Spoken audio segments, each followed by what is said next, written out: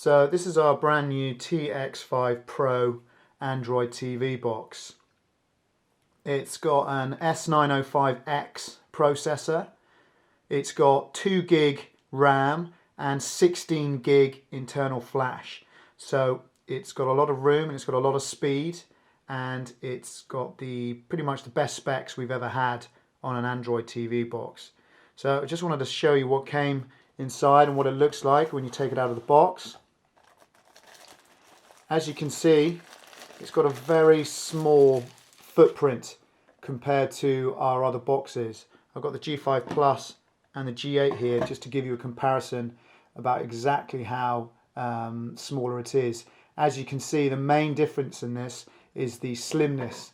Compared to the G5 Plus, it's a lot slimmer. So its footprint, when it's sat next to your TV on your TV stand, is going to be significantly lower compared to all the other boxes that we sell. It's got a really nice sort of rubberized feel to the outside of the casing, which is sort of like a matte black. It's got a infrared port here, and obviously the light comes on when you turn it on, so you can tell that it's on. On the side here, you've got a micro SD input.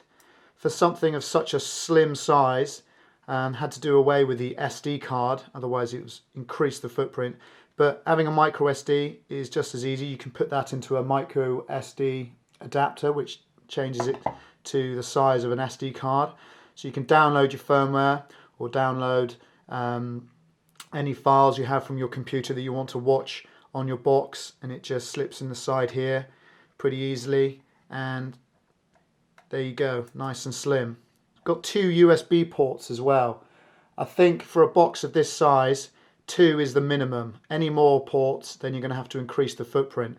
So 2 is a good number to have. You could have 1 port for your USB mouse or your USB Air mouse that has a USB dongle plugged in, but then you've still got another port free for your USB mass storage device like a hard drive or a USB key. On the back, you got your AV audio out, you got your optical out for optical sound, you've got an RJ45. This is really good for a box this slim to have an RJ45 Ethernet output, and I expect this is probably the reason why it's not slimmer, is purely because the height needed for an RJ45. A standard HDMI out, I think it's HDMI 2.0, which is the latest 4K specifications, and it's got your normal 5-volt power adapter plug there as well. And that's it as far as ports go on the box. Really slim, nice looking device. It's going to look really good on the TV. So let's just have a look at what is in the box. So it comes with the standard sort of things.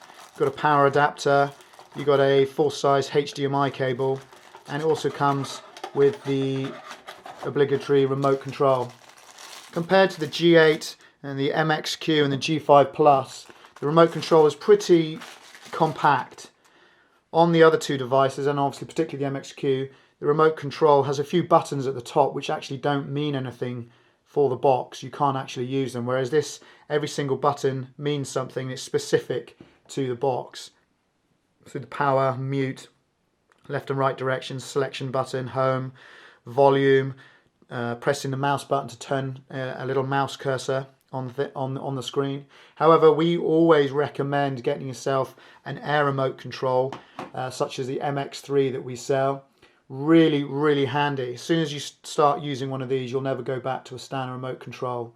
On the flip side, a full QWERTY keyboard, and on the other side, you basically plug a USB dongle into the side here, and then once you've done that, it immediately connects, and you literally point and click on the TV screen.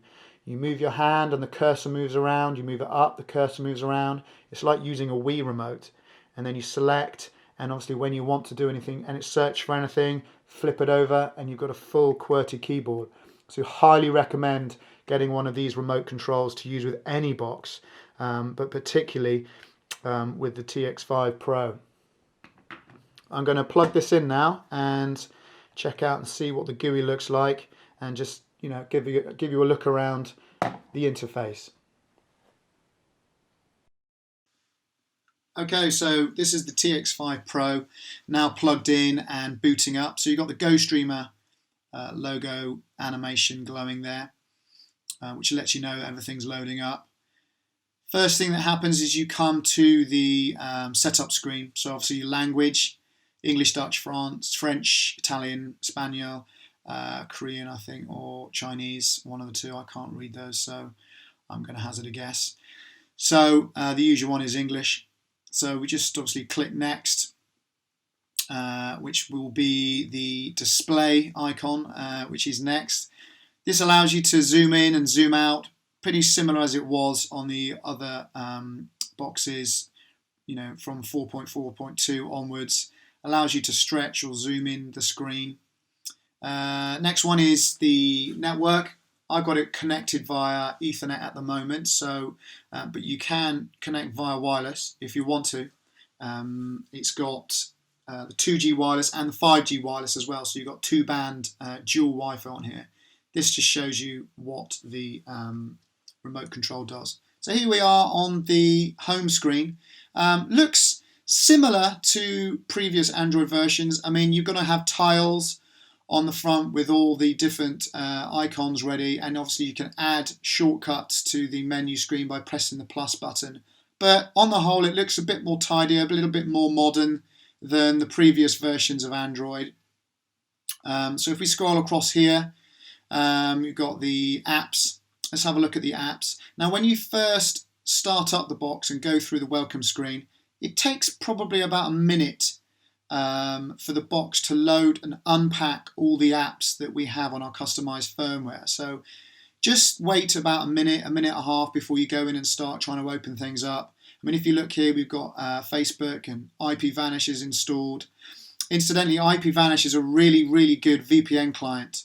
We have a partnership with IPVanish. If you go to our website, gostreamer.com, and into our blog, you'll see that you can get your first month with a percentage off using IPVanish. So it's really good for encrypting your traffic and staying safe on the internet. So as you can see, we've got all our apps like Ghost Commander. There's Facebook there. We've got the Google Play Store, and you can see Kodi Jarvis, GS Jarvis, which is our own custom version of Kodi, which we'll come back to in a second. So we've got Netflix installed, so obviously you can log in with your Netflix account and watch some great content. Netflix providing some really awesome content now. And then we've got the settings. So clicking that settings takes you into advanced settings. However, up on the right hand side here is the first level of settings. So these are like the basic settings, and you've got things like display, resolution adjustment, the setup wizard if you want to see the welcome screen again. Obviously the RJ45 Ethernet and wireless settings below here as well. Plus you've got Bluetooth. You can turn the Bluetooth on in here, so it's really good obviously if you want to pair some Bluetooth devices to this box. It's really quite outstanding. But if you're wanting to get to the next level of settings, you can either come out and go back to that other settings icon, or come all the way down here to more settings. Now this shows you what you saw back in Android 5.1, so it's the same sort of look. So these are the advanced settings. So obviously again you've got the network, which you can add VPNs and change your DNS and stuff. Also in here you come into apps. This will show you all the apps that you have installed on your device. So if you ever have any issues with your apps, come in here, and this is where you can force stop, you can clear the cache, and you can also clear the data. So if we go into AirPin Pro, as you can see, we can uninstall it if we want from here. Shows you how much storage it's using, how much data it's got. You can clear the cache, which usually fixes any problems when an app's not starting. Or you can clear data, which gets rid of everything inside the app and puts the app back to how it was when you first downloaded, installed it. Which is a really good idea if you're ever having problems with Kodi. So come along here to Kodi, you go in, again, you can uninstall it, you can clear cache, and obviously you can clear data. If Kodi was running at the moment, it would also say force stop, which means you can stop it from running in the background. Clearing data obviously gets rid of everything inside Kodi, all your add-ons, so you'll need to add everything back again. So coming back out, and let's go and have a quick look at Kodi and see how it runs. Clicking Kodi for the first time, it goes through our custom setup in which you get the option to install a blank config, which doesn't have any add-ons on it at all, or you get the option to install a preloaded config. Now, the preloaded config just downloads a small config from our servers that comes with a few official Kodi add-ons. It doesn't come with any add-ons which give access to copyright material, because we don't sell any boxes, or we don't also condone any add-ons that give you copyright infringement. So install Kodi, choose the preloaded Kodi config if that's what you want, and then just press OK, and then yes again. This will then contact our servers, download the small config, which also has Freeview TV. A lot of other Kodi configs don't have Freeview British TV, which is which is a handy little extra. Say you want to use this box up in your bedroom or in your kids' room, they can, they've got TV channels upstairs as well. So it takes about 20, 25, 30 seconds to download, depending on your internet connection. And once it's downloaded, it will kick you back out to the main home screen.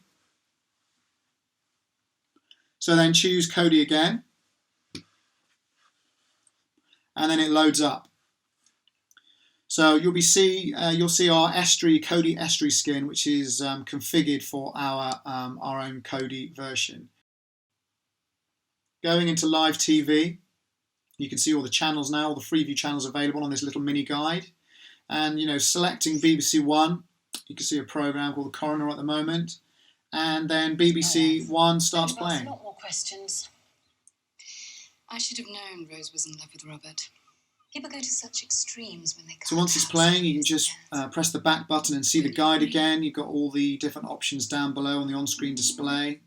And it's really handy to have a guide on your screen. So, if you've got this upstairs or somewhere away from your main TV, there's a little bit of information there, so you can don't miss your favourite TV shows.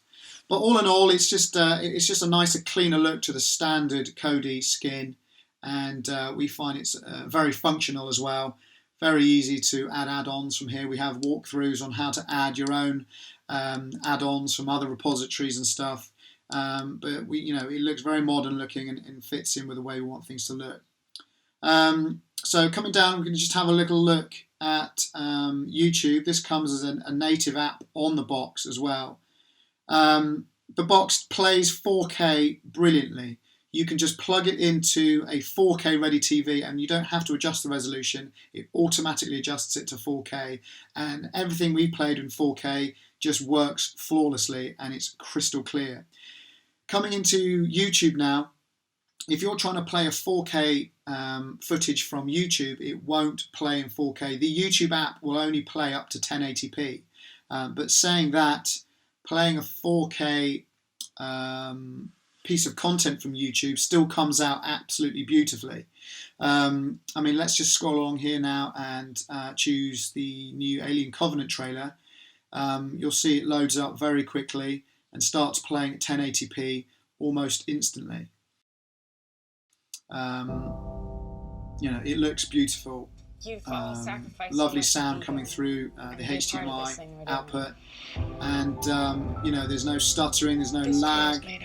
This box really does play superbly, especially for something that's such a small footprint, sitting next to your TV. It really is, the best box we've ever sold. Coming back out to the main screen, that's the overview of the TX5 Pro. It's available on our site now. We've got stock, and I think it's about $49.99. And yeah, grab yourself a 4K playing beast that really is a tiny footprint, and it's going to be an amazing addition to your entertainment system.